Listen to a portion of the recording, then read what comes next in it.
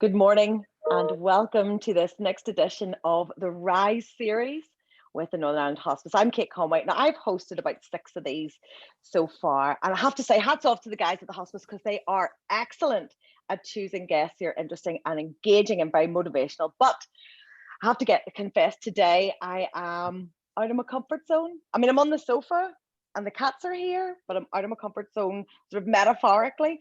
And I'll explain why shortly. But today's guest, Jason Gonzalez, works very differently than other guests. I'll tell you more about that shortly. But first, I'd like to introduce a woman who hasn't seen her comfort zone for a long time. It's the Director of Commercial and Brand Development for Northern Ireland Hospice, Mary Mccall. Thanks, Cate. Thank you, everybody, for joining us again. We're getting used to this now, these wee sessions as we move forward. And for those of you who've been with us over the last number of months, you know that originally we put these sessions in place to try and, keep engaged with our community of businesses and corporate partners. But as this has moved forward, it's become a bit more personal, I think. And we've just really tried hard to make sure that we understand what people are going through within their own businesses and their personal lives. So we've had a terrific lineup of guests so far, and really looking forward to hearing Jason speak today. Thank you so much, Jason, for making yourself available. And thank you as well, Cate, for bringing this all together.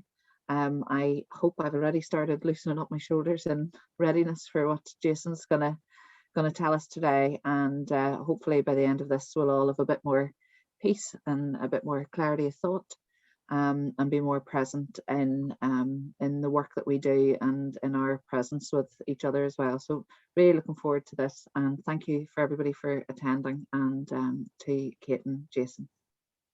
Thank you, Mary. So today's session is entitled How to Deal with Frustration. And Jason Gonzalez is a mindfulness and wellbeing consultant, specializes in organizational resilience and leadership development.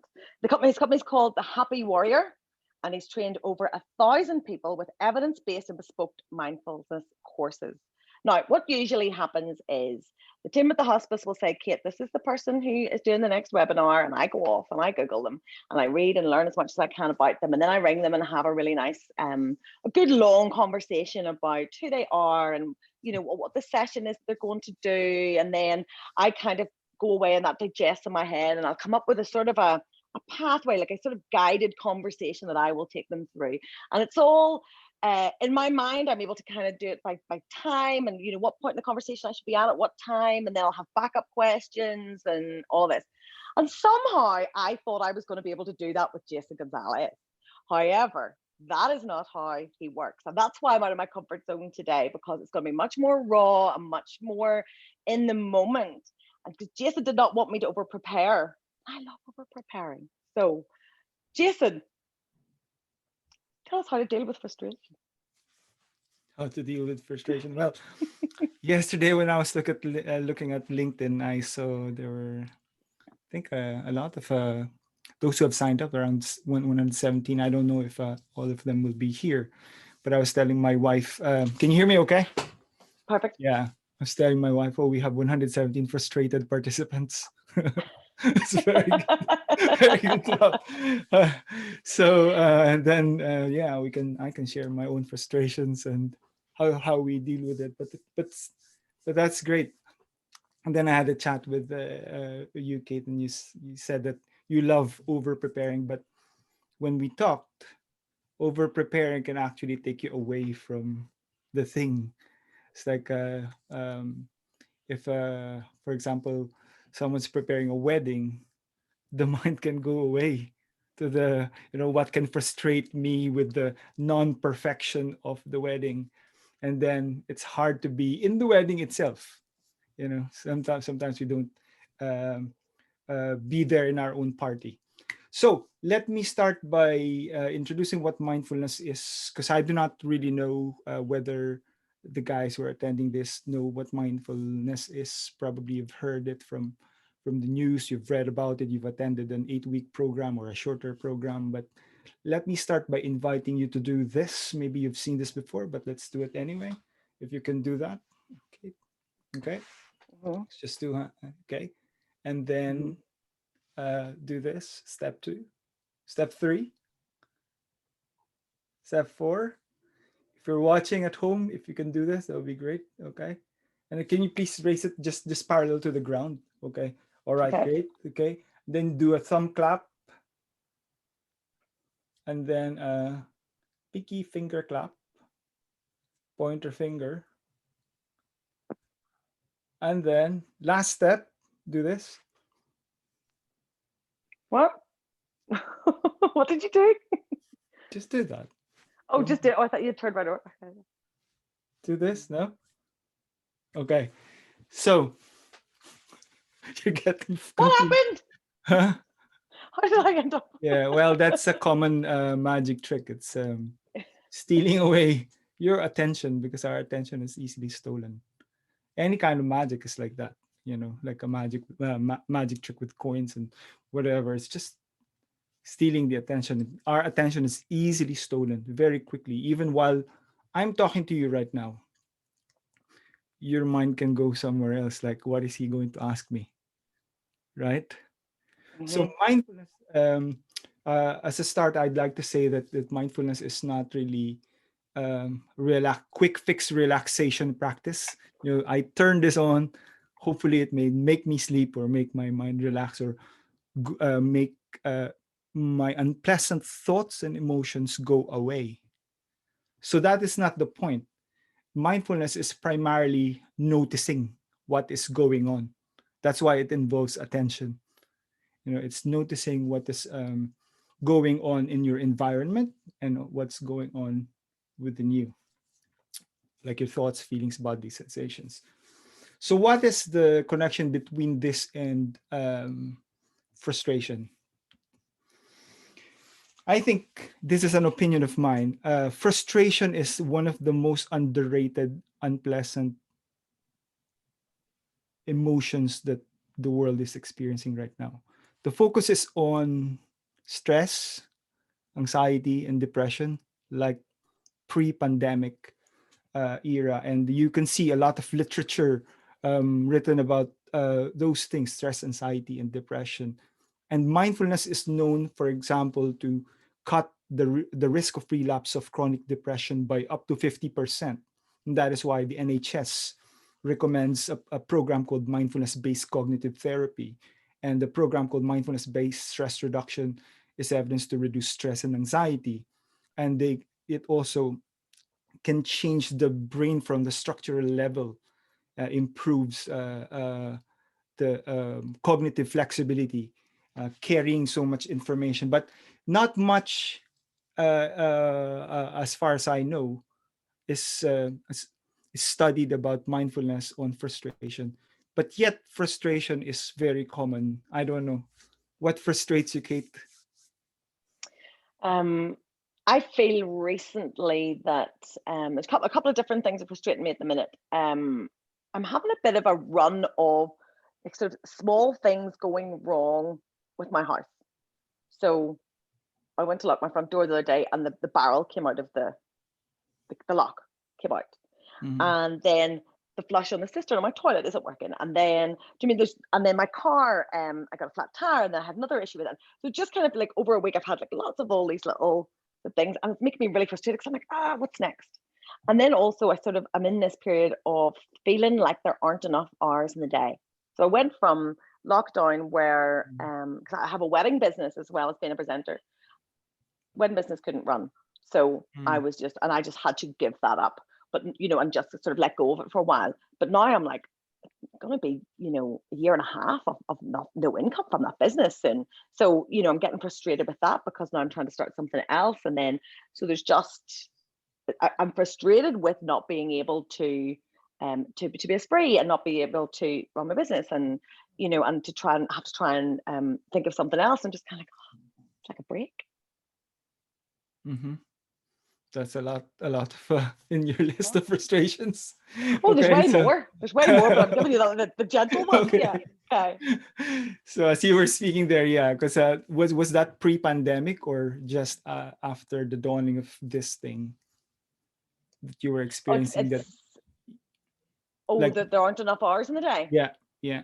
Oh no, that's always been me. That's always been with you. But then during the pandemic, there was sort of a period of time where you just I couldn't do anything, and I rested. But then now I'm kind of like, I need to get back, I need to move on. Isn't that interesting? Because that's what we wanted, like rest. And then we got rest. And we wanted to go on and on again. So it doesn't make sense. Right? We wanted to have time with family, or at least maybe a lot of us would have wanted to have time with family. And then we have now time with family, and then it's too much. So the frustration there is in mindfulness, at least as it's known in the West, is connected to the word reaction, an emotional automatic reaction. And reactivity can come when we want things a certain way. Okay, when we want things a certain way, because we as human beings, we I don't know with you, but as far as I know, normal human being would want what they don't have and not want what they do have. Right? Isn't that funny? Like we want what we don't have, and we not want what we already have. So the simple solution to that is want what you already have, right? And not want what you don't have. Exactly. But if it's only not we could easy. change human nature. Yeah, it's human nature, I suppose, to want more and to want other things. But I think for me, it's I enjoy work. I like working, and all of a sudden, pretty much all of my avenues of work. I mean, because I do voiceovers for radio ads. No shops were open. There wasn't really any ads. And then the wedding business, we couldn't. I run an event, a wedding fair at the waterfront. Can't run it because I can't have thousands of people in the building. And then there are still small weddings, and weddings are starting to come back. But then there's a backlog. There's just a lot of, So I just want to work again, I think. It can be very difficult for some people. And how do you, when you get frustrated like that, what do you do? How do you deal with frustration?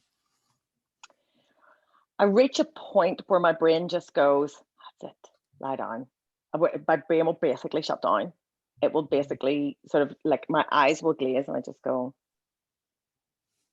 And I'll have to say to friends, like, I'm no use for anything today, or do you know what I mean? Like, I just be like, I can't answer the phone, and I can't, like, my brain just kind of goes, right, that's it, stop. And I'll go for a nap, and then that generally helps. So that's the way you protect yourself from the frustration. Is that it? I'd say so. It's sort of, I suppose, the mental equivalent of curling in a ball, where I just go, I can't take anything, I can't take any more information in here, and I can't give any out. That's where I kind of get to a point where I want nothing in and nothing out. I'm not going to talk to anybody. I can't even watch TV. Essentially, my brain just, like, that's enough. Full, like a car park. The sign goes up, full, no more space. No more space. So that's a question for those who are attending this webinar. It's a question for you. Is frustration a problem to be solved, like what we're doing? Like we try, because as a species, that's what we try to do. We avoid what is unpleasant, right? And we gravitate towards what is pleasant. So is frustration a problem to be solved, or is it a teacher for life? I might be going too deep. What do you mean? So is it, are frustrations an invitation for us to reinvent the way we do things? Because we can see that from the commercial standpoint, like Lamborghini did that when they were frustrated. They couldn't do, they had to make their own cars because they can compete with a Ferrari. So, and then we've seen that with Steve Jobs in inventing the iPhone without any, because the main competitor was BlackBerry and all those. Remember those gadgets before, the phones that were, some of them were big at the start, and you can use them for self-defense. Right? They were so big. I was imagining The people here. bricks. Yeah, Hmm. yeah, exactly. Yeah, if for the younger people who are attending this, the cell phones before, if you're in an inclined mountain and then your car is here, you can put a phone, but just at the bottom of the Yeah. tire, and it won't move. That's how big the phones were. But now, yeah, the reinvention of the phone, because it's out of frustration. It won't work that way, so you use that creatively. But at the same time, for people who don't have who do not open to that invitation to learn from frustration and be creative about it, you can express it in a not in a destructive way, right? Because And, and the constructive way is to reinvent, to evolve. Like right now, so many things have been evolving, right? The way we work, the way we treat nature, the way we treat each other. It's there's an invitation, but there can also be resistance. It's like I want to hold on to the past normal, yes, yes. yeah, which is What we know, yeah, what's familiar. yeah, what is familiar, because it gives us safety. At the same time, that can be expressed in a destructive way, um, like shouting at someone who's weaker, or expressing it physically. And we've seen the rise of domestic violence in 2020 because of that. It's like the classic signs of the boss gets angry with the person gets angry with the weaker spouse, or whatever gender or partner of this person has, and then the child gets the frustration, and the child kicks the pet. Hmm. Okay, so it's that, and we are susceptible to that, because this is an energy. Frustration is an energy that is waiting to be unleashed, whether in a destructive way or a constructive way. And yeah, we can also see this in societies. Frustrations, people who are frustrated without knowing they're so frustrated, and without knowing what the reasons are for the frustration, you know uh, that can be expressed in societal violence, or even worldwide fear-based operation. Hmm. But on a personal level, um, let me just give you, is it okay if I invite you to a practice of just noticing what frustration actually means? Yes, please. Can Is I it interrupt very briefly though, and Sure. say if anybody has questions to put them in the Q&A box below. I forgot to mention that. If you have questions for the end, we'll take some at the end. But yes, I will. I will accept your invitation, Jason. Okay, great. So this invitation to just understand what frustration is by doing a short mindfulness practice. Okay, so if it's okay for you at home, you can do this. You can put your feet flat on the floor if that's okay. So legs uncrossed, and you can close your eyes if that's okay with you, or lower your gaze just 4 or 5 feet in front of you, and having your shoulders relaxed, and the crown of your head pointed towards the ceiling, chin slightly tucked in, and just noticing the breath. So breathing in, just becoming aware that you are breathing in. Breathing out, aware that you're breathing out. So we're not here to expect anything. So just letting go of any expectation, not even the expectation to relax after this. So there are no goals to achieve, and there is no right way to feel. Just being with your experience as it is.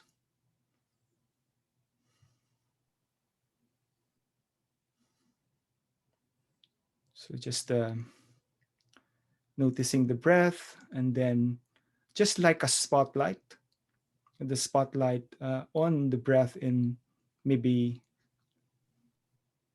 around the lower part of the abdomen, seeing if that is moving. Breathing in, seeing if your abdomen wall expands, and breathing out, gently deflating. And then from the spotlight of attention on the breath sensations in the abdomen, directing this to go to the feet, so that you now become aware of the toes of the feet. So feeling the toes, the big ones, seeing if there's something that you can sense here, a sense of cold or warmth or itchiness, whatever it is that you find. And if there's nothing, just registering a blank. And then sensing the small toes and the middle toes.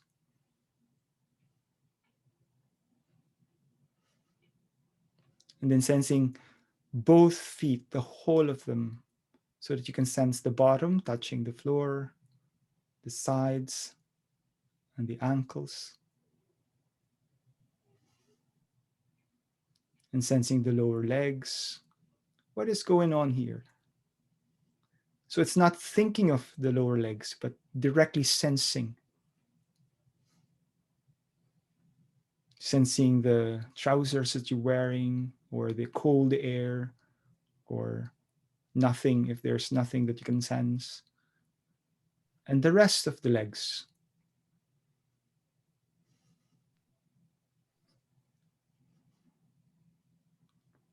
Sensing the weight of the body as it pushes down. Maybe the buttocks directed downward on the seat, and the seat supporting your body, feeling the pressure there. And sensing the hands, the arms,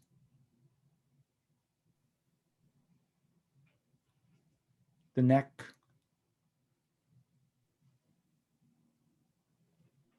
and then you can go to the chest area, directing the attention maybe to your heart beating, if you can feel that, sense that.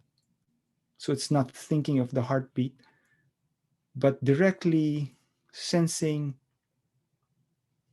every beat, if you can.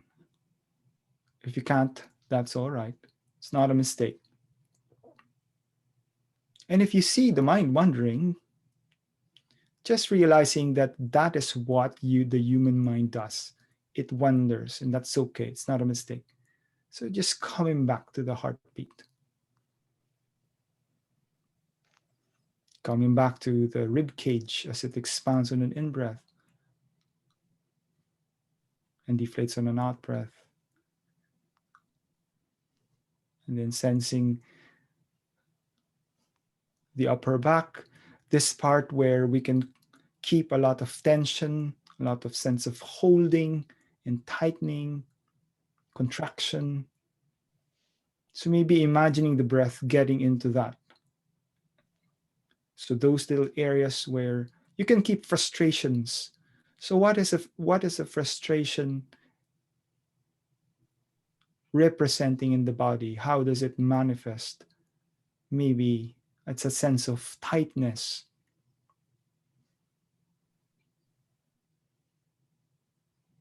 Maybe you can even bring to mind a small annoyance, not a big frustration, but a small annoyance, something that is not yet complete. The long to-do list, whatever that you can manage, maybe just instead of 100 kilogram worth of frustration, just getting yourself just a 2 kilogram worth of frustration that you can handle. And sensing it in the body, if there's any manifestation there. How is that imprinted on the body? And then breathing into those spots where there is tightening, if you can sense that, or irritation. When I say breathing into, inviting the breath coming into the nostrils and then into those spots. And then shifting the attention to neck, the face,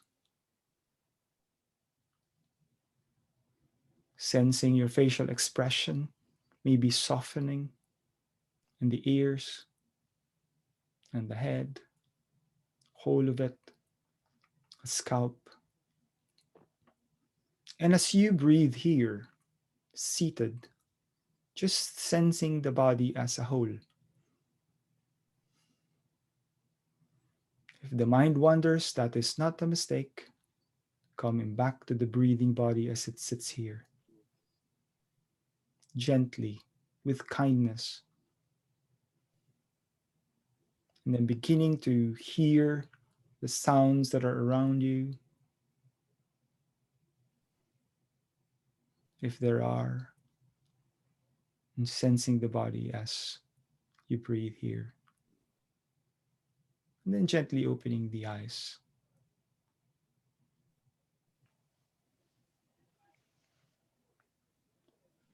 So, what did you notice, Cate, there? What was the experience? I think I was in another dimension there for a wee minute. But I opened my eyes, I was like, oh, what was that? Yeah, I really chilled out there.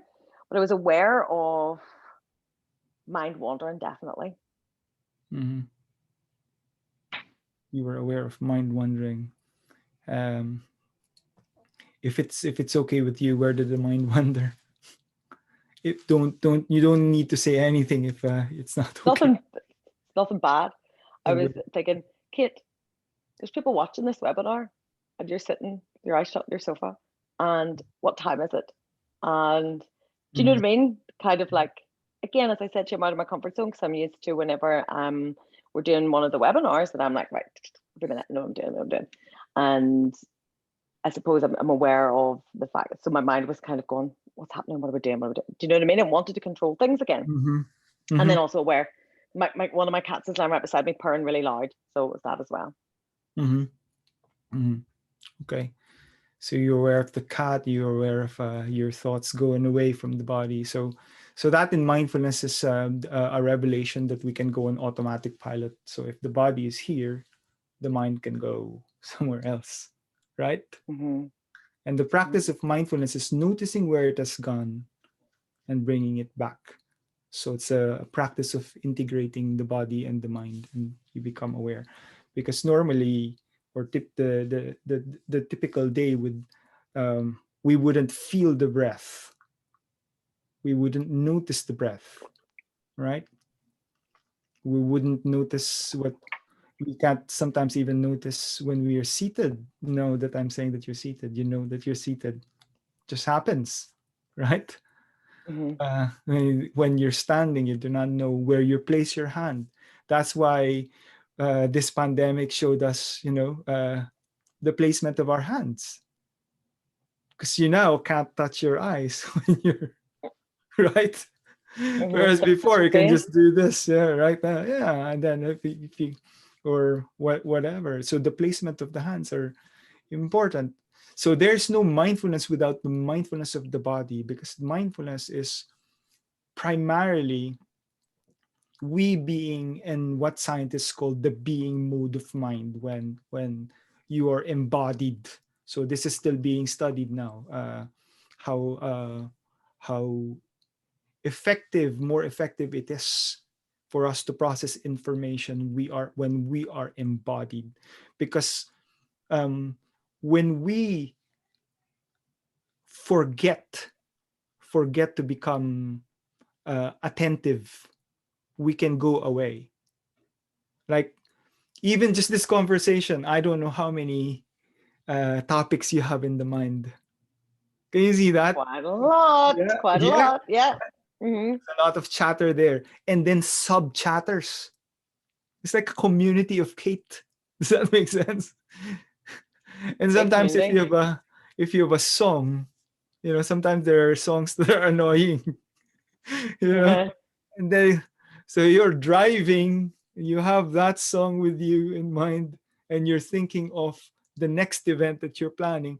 You're not on the, you're not in the drive. Does that make sense? You're not 100%, yeah. there. And if you're not there, where are you? Yeah. I know You my know? brain takes me on a million journeys every day, and it's not helpful because then whenever I know I have, say, 10 tasks I need to do, my brain's just go about all of them, and then I don't start any. Mm-hmm, mm-hmm. So that's how inefficient we can become because of half-baked attention. We are not totally engaged.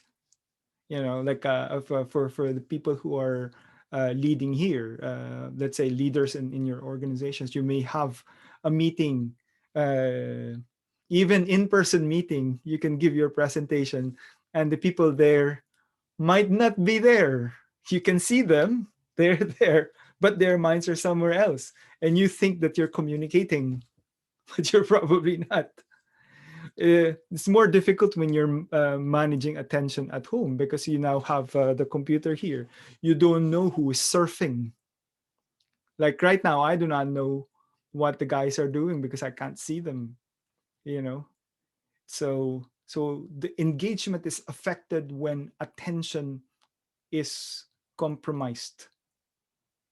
One of the underlying factors of engagement is really attention training. So we can't really fully engage, and even but sometimes even listening, customer service is a crucial thing. Like my wife has long COVID, so she's been 7 months now. With long COVID, she can't. She finds it hard to chop vegetables, empty the dishwasher, and like change clothes. Or just last Sunday, I needed to be in front of her going downstairs, and then behind her going upstairs because it's dangerous to do it alone. But she's 35 years old. 35 years old, functioning like 105. Yeah, so she's my model of a person who can be who's handling frustrations very well. But sometimes when people ask us like so how is Claire, one person actually asked me this. So how is Claire? Oh, she has long COVID, she's unwell. And then the person said to me, oh, that's great. So it was like, Oh, just wasn't listening. Exactly. Wasn't listening. She's engaged in her own mind. It's like I actually experienced that. So is she all right? No, she's not. I told you she has long COVID, and it's it just registered. And that is very important when we're listening to customers. It's like the mind goes somewhere else, and you're trying to give them answers you think that they needed to hear, but that's just you talking to yourself. That happened to me as well. Customer service, very similar. Like I was saying, it was not okay. Oh, that's good. So like so I experienced that myself because we tend to go away. We tend to uh, just converse in the community of me, myself, and mine. And yeah, so that's a practice of mindfulness. So Claire, I just want to share with you how we deal with planning now that we have long COVID in the family. So Okay, yeah. yeah, so we created this WISE model because we are very good in the corporate world with the SMART goals, specific, measurable, attainable, relevant or realistic, and time bound. People confuse relevant and realistic. So I don't even know who created the SMART model. So for a lack of a better term, I'm just going to call this the Gonzales planning model. So for us, frustrations really come when your plans don't happen, Mm-hmm. right? Mm-hmm. And a lot of our Yeah. plans have not happened. You want to Nope. go to B&Q, you say, oh, it's open now, and then you see the queue in B&Q. Not gonna happen. Not And then, happening. yeah, you're there frustrated in the queue. So so this is called the WISE model. So the W here stands for wholesome. So if the plan is it's not wholesome, it's not good for my body and my mind, it's not good for other people, it's not good for the earth, it's just a waste of my time. Okay, so because our tendency is to sacrifice our body for goals. I don't know if you do that. You have a goal, and the first thing to suffer when you try to achieve a goal is your body Mm-hmm. and your Yep. mind. Does that make sense? Right? Yeah. Yeah. We know how valuable exercise is. You have the science of exercise, the science of eating correctly, and yet those are very things that go away, go out the window when you have goals, They right? do. They definitely do. Right? Yep. Mm. So it's prioritizing productivity, which is kind of good, but it the in the last few years we've seen productivity and well-being almost side by side, but not quite, because um, organizations are now trying to get some kind of well-being into the organization so that they can become productive, and it's not the other way around, right? Mm-hmm. Mm-hmm. So that is one of the biggest learnings that we have gathered in training many organizations in Northern Ireland and outside Northern Ireland. When your priority is productivity over well-being, won't work, because you're just gonna try to put a plaster. Maybe it's the system that needs dealt with. But if you, or maybe it's the leadership, or maybe it's something else other than personal management of stress. Maybe two roles for one person does not make sense. It's just hard. Maybe you need to re-examine the structure. I don't know the answer to that, but it's more like, because we can tend to get stuck with the way we do things, still deliver the way we want to deliver, even though there's the pandemic now changing everything. That won't work if well-being is not prioritized, because the learning here is there's no need to sacrifice the body for goals. There's no need, Mm-hmm. there's no need, because once we get sick, that is the time you will adjust the goals, right? Yeah. Yeah. You will adjust the Yeah. goals when you get sick. Okay, you need to have reasonable adjustments by law. If you're this and that, you can't do this and that. Why not do that while you're well? Mm-hmm. Right? I think we just make ourselves so busy that we don't, we cut corners, and it's a false economy, really. Mm-hmm. Yeah. Well, yeah. That's the second point. So if it's wholesome, we get so busy. We need to be intentional in what we engage ourselves with. You know, because we're there's a kind of the tyranny of automaticity.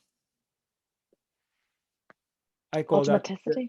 Yeah, it's just everything is automatic because it's the norm. This is what we do, and that's why, we try to fit in so many things into a day, and we don't really question why. It's like the demands now. If you look at the computer, whatever you surf, you need to look beautiful, you need to be fit, you need to be a great if you have a family, a great parent, you're a student, you have to have high grades, and you have to have good relationships, and you have to have these things and those things. It's just automatic. It's like no one questions, do you actually need those things? Do you Mm-hmm. actually, is that really even possible? So is it a case of being more selective in terms of what you fit into your day? Yeah, yeah. So that can lessen your frustration because now you're intentional. Mm-hmm. and asking yourself why. So anytime you kind of like have a task, because I think that that's obviously one of my frustrations is not having enough time in the day, and I need to maybe sort of stop and go, well, why are these things important, or why am I including them? And why? Yeah. So we need to move on to questions soon. I'm just letting you know. Sorry, so we yeah, can I'll be very finish our. Yeah. So the S is sensible. So that's a one of the things there. So when you said you want more hours during the day, but does that make sense to have more hours during the day? It doesn't make sense, right? No, less tasks, same number Sorry? of hours. I need to have less tasks and the same number of hours. And then the last one is experimental. Right now, you can no longer ask a person like, how do you see yourself in 5 years? How would you do that? You know? I didn't see myself being here a year ago even. Yeah, it's too hard. So yeah, so this is the model. So feel free to ask questions and So can I just ask you to clarify a bit more about the experimental, the E? So what do you mean? Oh, so E. So what frustrates us is when we have goals, when we have plans, which are good in themselves, right? But what can frustrate us is when we attach ourselves to those goals and plans. Let's say I am programmed automatically to always have holidays. Of course, you're going to have a hard time if you can't go on a holiday, if you can't go to outside the country. Does that make sense? Yeah. Or I'm programmed to eat out for so many years. I've been programmed to do that. To eat out every Friday, to have this and that, and then suddenly you can't. And so that is it's everything now is an experiment because you do not know whether, to be honest with you, I'll just be honest, open and honest anyway. So like 2 of my friends in the Philippines died of COVID in less than 2 weeks. Oh, okay. Yeah.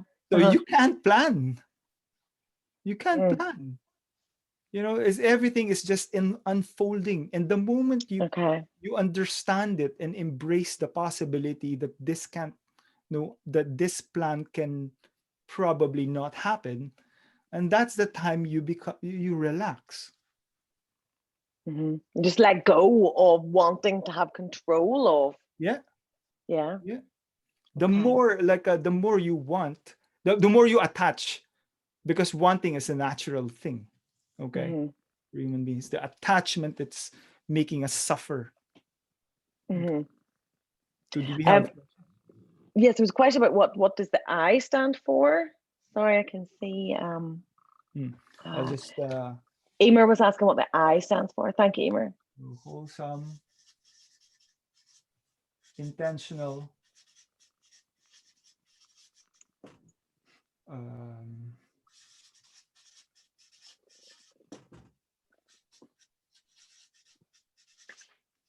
sensible and experimental. Yeah. So this plus the SMART goals would go hand in hand. The SMART goals are still important, like in action planning that can be productive. But you have to have this, Have to have all of those. Sorry? So you have to have all of those. Is that what you mean? It's a checklist. It's a checklist for whatever plan you have. Is it wholesome? It will help you. For example, in our case, we have long COVID. So if arguments happen in the family, or for the kids fight, that will drain a lot of my energy for work. Does that make sense? So I tell the kids, it doesn't help. It's not wholesome. Drop it. Fighting gets your attention. A lot of it sometimes.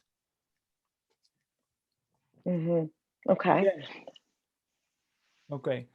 Is there Yes. So I have a question in from Andrew Gibson. He says, Cate and Jason, I understand lockdown leaves your motivation harder to develop. With studying, it was hard to get my mind to work the way I wanted to. There is a positive. The time out shows you how strong you can be. Oh, it's a comment, sorry, rather than a question. Thank you. So, Andrew.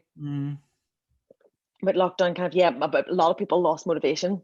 It's just very frustrating in lockdown. As you said, probably because you can't plan and you can't, you're just like, well, I can't really, what goal am I working towards? Because the goalposts have been destroyed. They weren't even just moved. Lindsay says, how can I use mindfulness to become more focused? Good question, Lindsay. Well, meditation is a practice of mindfulness, and it basically trains your attention. So there's evidence that it increases attentional focus. So that is one of the things that you can do to improve your focus. Because so sorry, in terms of a practice, would you sort of listen to mindfulness guidance? Practice is the way that I led you earlier. So if you do that, 10 minutes a day of that is what the evidence shows. 10 minutes a day would improve your focus. 10 minutes doesn't seem like very much, but I know sometimes it can feel hard to find the 10 minutes, but it's really, would you suggest sort of first thing in the morning or? Well, I go for first thing in the morning, and because it works for me. Depends on you, what fits you. I know Kobe Bryant, the guy, elite basketballer who died. He does 15 minutes a day in the morning, and the Chicago Bulls, the winningest basketball team in all NBA history. That's what they practice, mindfulness. And a lot of them practice in the morning. So might work first thing in the morning, or because Emer's asking, would your recommendation to get yourself out of frustrated state to do the practice when you are frustrated? I do that personally. Would I recommend that? First, it's mindfulness is not to be used as a problem solver, but it is very good to understand what frustration actually means for you. Because if you understand that, let's say, is frustration here, you can actually understand when you're getting frustrated, what comes after. How do you express frustration? Would you eat your emotions? Would you drink? Yes. My favorite is Ferrero's, Ferrero. So once I'm frustrated, you just get it and then eat it. So frustration actually affects your behavior. When it comes to you, because you do not will it, nobody will say, I want to be frustrated.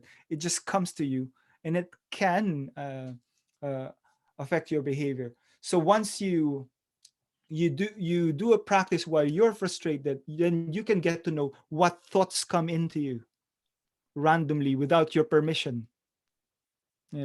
What bodily sensations come in, where do they reside? Some people with back of the neck, some here in the temples, I don't know. Mine is the throat. So you'll have to find out.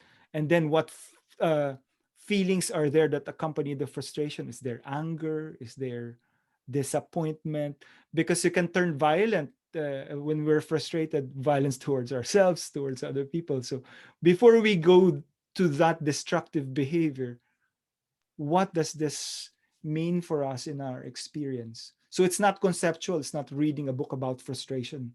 It's actually sensing frustration in your experience, becoming aware of it.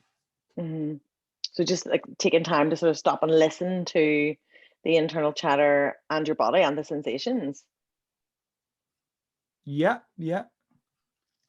What is the internal chatter? Go eat. Go get Ferrero. And then you follow what the internal chatter is saying. But when you notice that, you're making me eat something that I don't want to eat, or you're making me want to shout, or when you catch that, then now you have got the space to make a decision. Will I? So it is functioning like you saying to the sat nav, you are just a sat nav. I don't need to follow you. You know, if you're driving, please turn left. No, you are just a sat nav. When your thoughts come to mind and then you see it as a sat nav, you become free to choose your next step. Yeah, so not just acting, but listening to the thought and going, oh no, I'm not going to do that. Correct, because they're just acting on impulse and autopilot. And we just because that's definitely how I end up eating Easter eggs are my thing. Because I'm just kind of like an autopilot, just there it is, take it, impulse, instead of stopping and thinking, you know, as you said, is this wholesome? Is this intentional, sensible, and experimental? A question in, I think it was from Paula. How do we learn to be grateful for what we have in life instead of being frustrated for what we don't have? How do we learn and practice gratefulness? so the practice, like the family, our family, is not to glorify my family, but we've done this for now straight 10 years. You know, every time we go to bed, 5 things to be grateful for, at least. If you call one of my kids, ask them to say what they're grateful for, they'll probably give you 50. Easy. Wow. Easy. So the way to learn that is to start small. Start 1 a day, and then 3, and then 5. You know, because who's this guy, Benedictine guy, who said that the metric, because we love metrics in organizations, the metric for being alive is gratefulness. Does that make sense? The measure of being alive is gratefulness. Okay. If you're not grateful for anything, probably life has slipped off from your life. Your life. Does that make sense? Yeah. Because you can have all the success in the world, but if you're not grateful, you're not there. That's why we see very successful people, you know, unhappy. Sadly, yeah. So it's about taking time to just stop and be aware of your thoughts and the feelings in your body, and also then thinking, I've got this and I've got this, you know, these are the things I'm grateful for. So just taking time to be aware, as you'd say, because your thoughts do run away. I mean, mine are, it's like New York City in there, you know, their thoughts just kind of, so I suppose it's about kind of controlling and listening to yourself. Well, it's not controlling, it's just being with yourself. What are you grateful for? Give me 2 things, Cate. I'm grateful for these cats. Meowed there on this dimension, and I'm grateful for my friends and family. Okay. I can't believe I said cats first, sorry, but yeah, there was them. I'm looking at them, so but yeah, no, grateful. I have very good friends to look after me. Yeah, because if that's good that you were very quick. Because if you just have the eyes, we have everything. We have everything. We're looking for Mars. We have everything here. You know, it's like it does not make sense. We're looking to have make Mars our habitation. You know, our home for the future. We already have it here, but we're consuming 1.5 Earths. You know, like that's the thing. But when you begin to see, that's the miracle. When you begin to see, Thich Nhat Hanh would say, the miracle is not walking on water. The miracle is walking on earth. Very, very profound. Very profound. I have one last question, then we'll have to wrap up. It's from Graham. Hi, Graham. I've never thought of positive and negative frustrations. Interesting to think of of a frustration being an opportunity to improve. Do you have any more advice on this? It's taking us back to the start of the conversation. Graham, thank you for that. To be constructive, well, listen to yourself, because you're given resources. Everybody has been given resources. So listen to yourself. If you have time with yourself, you'll see there's a lot of wisdom there that is untapped, because we've been living on automatic pilot for a long time. There's not even a space of 30 seconds, 1 minute to listen. But actually, you have a lot. You know, you can. I discovered painting. My wife now writes. She can't walk. Before we were so athletic, we would go to 3 mountains in a week for 6 weeks. 1 to 3, Sleeve Donner, Sleeve Gullion, and then Divis. But now she can't. So there's now appreciation for walking, then appreciating for time to write because she can't walk. So you just need to resilience. That brings you to resilience. You know, being creative, being able to adapt to what is given. So mindfulness is not shooing away what is unpleasant, but it's more like being ready for whatever life brings. Not coping, but readying yourself to flourish whatever is given. Yeah, no, I agree with that, actually. Yeah, because it's just sort of like, well, I know that whatever happens, I'm going to be able to deal with it, and dealing with it and moving through it. That's it, Jason. Thank you so much for that. Wonderful. I feel really chilled actually now, after the mindfulness practice. Thank you so much for your time. Thank you. That's it for this episode of Rise. Now we're back on the, start my notes here. We are back on the 24th of May with David Mead, who you may remember from his TV shows, or if you're connected with him on LinkedIn, you see him all the time. David is amazing. So a lot of people will know him as when he had the Mentalist show on BBC. So yes, he could guess your PIN number, but he's also a keynote speaker, broadcaster, business leader, and a virtual event expert. Now, I know David personally, and anytime I've had coffee with him, when I walk away from being in his presence for even an hour, you feel so motivated. And so he's like, oh, you could do this and this and this. And he's great. He's amazing. So that is going to be another excellent edition of Rise, which is the 24th of May. And it will be advertised in the usual places where you can sign up. So just keep an eye on the Hospice on social media and on LinkedIn. David Mead, the 24th of May. Thank you so much for joining us today. Thank you again, Jason, and to the team at the NI Hospice, and all of you for taking part. Thank you.